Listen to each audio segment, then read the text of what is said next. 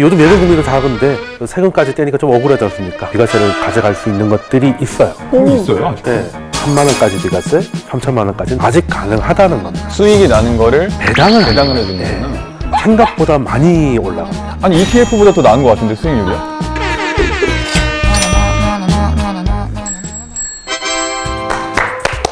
보너리스쿨 26번째 시간이 돌아왔습니다. 짜잔! 자, 오늘 수업 주제가 뭔가요? 오늘은 의뢰 없을 줄 알고 미리 포기하는 것 중에 하나 가지고 왔어요. 뭐죠? 포기하는 거? 포기라는 말은 김치를 담글 때나 쓰는 말인데 통장에서 이젠 이런 거 없을 거야 이렇게 생각하는 것들이 많거든요. 뭐지 그럼? 뭐 요즘 예금 금리도 작은데 세금까지 떼니까 좀 억울하지 않습니까? 네. 네, 근데 그래서 세금 안 떼는 통장이 있어요? 아직 좀 남아있어요. 점점 없어지고 있는데 비과세 통장 아직 가능하다는 거. 아, 비과세. 그렇죠.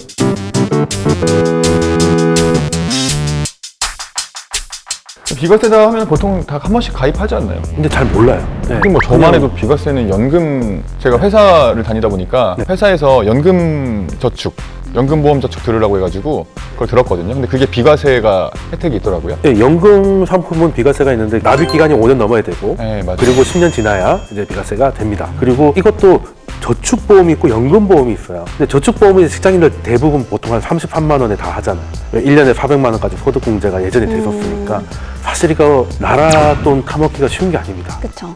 이게 꼼꼼해야 돼. 소득공제를 하면 나중에 연금 받을 때 연금소득세는 또 떼요. 또 때가요? 소득공제는 지금 받는 거니까 이게 조산모사지. 지금 좋은데 또 나중에 내고.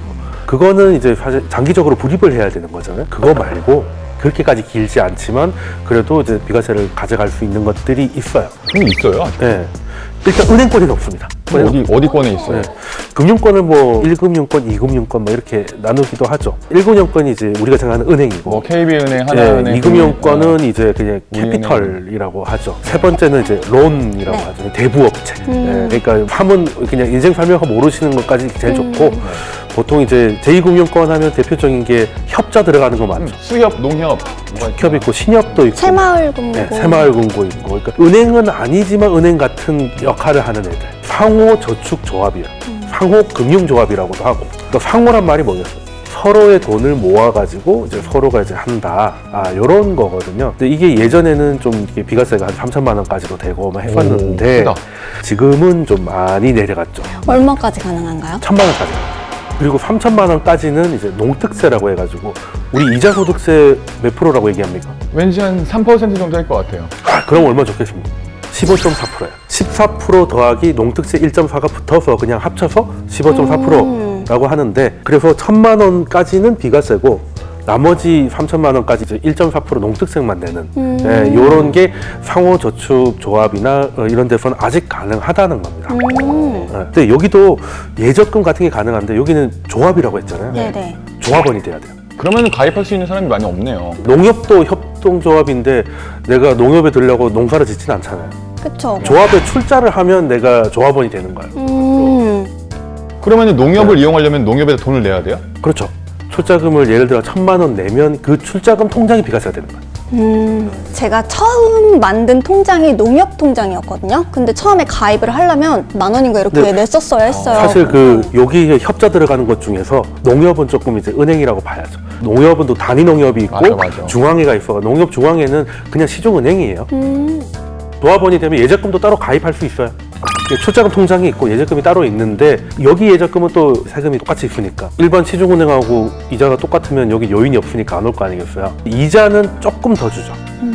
출자금을 내면 이자라는 개념이 아니에요. 그러니까 엄밀히 말하면 내가 출자를 했잖아요. 그리고 협동조합이 만들어졌어요. 그럼 여기서 이런저런 활동을 해서 수익이 나는 거를 배당을 해주는 네. 거구나. 배당하면 채권 시간에도 얘기했고 주식 시간에도 배당을 준다. 근데 주식으로 배당받으면 주식이기 때문에 세금이 없지만 현금으로 배당받으면 이자가 있는데 여기도 배당이지만 1,000만 원까지 비과세, 3천만 원까지 농특세라는 이제 세금 우대를 받으실 수가 있는 거예요. 그러면은 네. 제가 만약에 비과세 통장을 만들고 싶으면은 농협이나 뭐 신협이나 축협회 같은 데 찾아가가지고 네.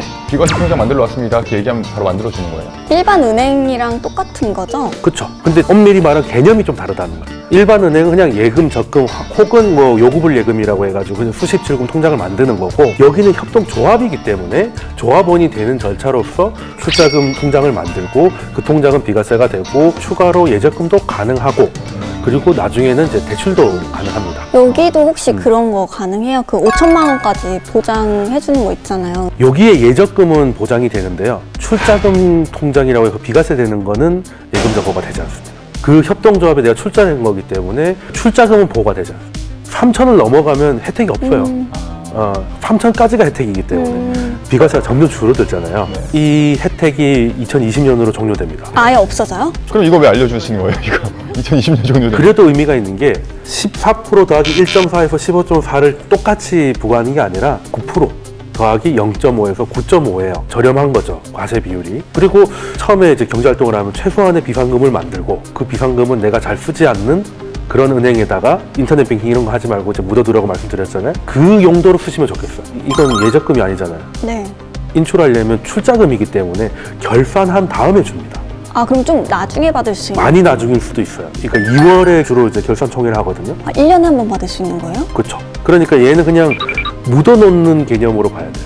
대신에 이자가 더 높고 그리고 그 이자에 대해서 이제 세금도 없으니까 이제 은행에 비해서는 굉장히 유리한 부분이 있어가지고 여기다가 묻어두면 좋겠다라는 거예요.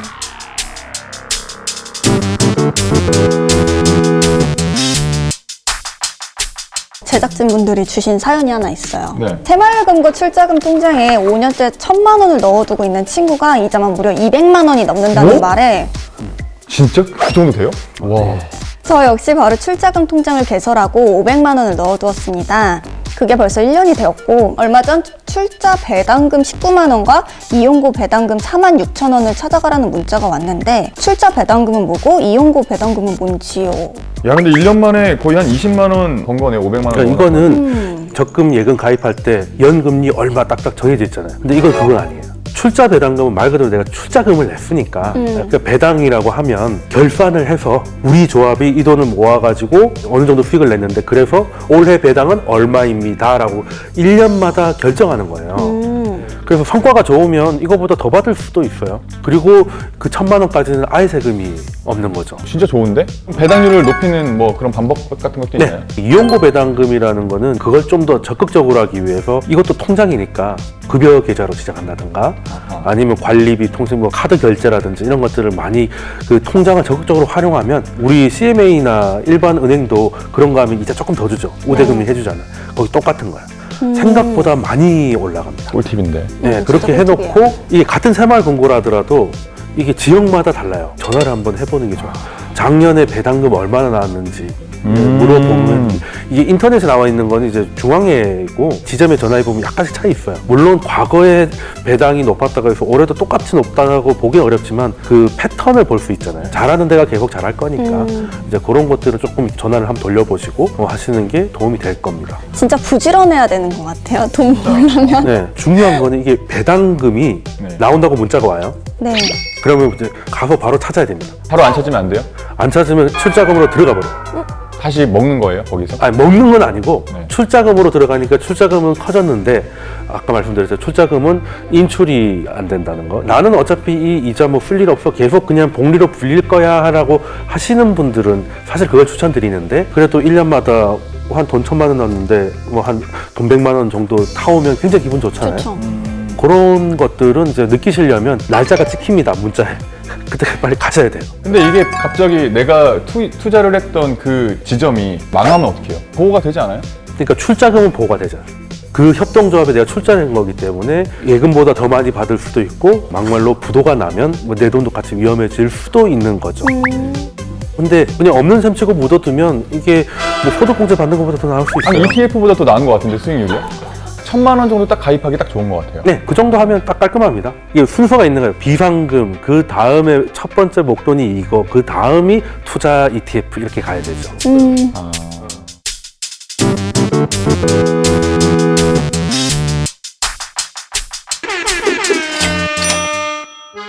저는 이제 경제교육 이런 거 할 때 늘 강의에서 얘기하는 게 10분 후하고 10년 후를 동시에 좀 생각하라는 거거든요. 10분 후와 10년 후를 동시에 생각하라는 거죠. 결국에는 우리가 부자가 되려면 한 3개가 있어야 돼요. 돈도 있어야 되고 건강도 있어야 되고 이제 또 그렇죠. 시간은 제일 많잖아요. 그리고 지금 머리도 그 어느 때보다 아직은 젊고 지금부터 준비하시면 훨씬 좋은 모습을 가져갈 것이고 경제 공부를 꾸준히 하라는 말씀이시죠? 그 10분하고 10년을 늘 동시에 생각하면서 계속 공부하셔라. 이 말씀 드리고 싶습니다. 네. 고맙습니다. 그동안 됐습니다. 경제학 수업 잘 들었습니다. 감사합니다. 네, 저도 감사합니다.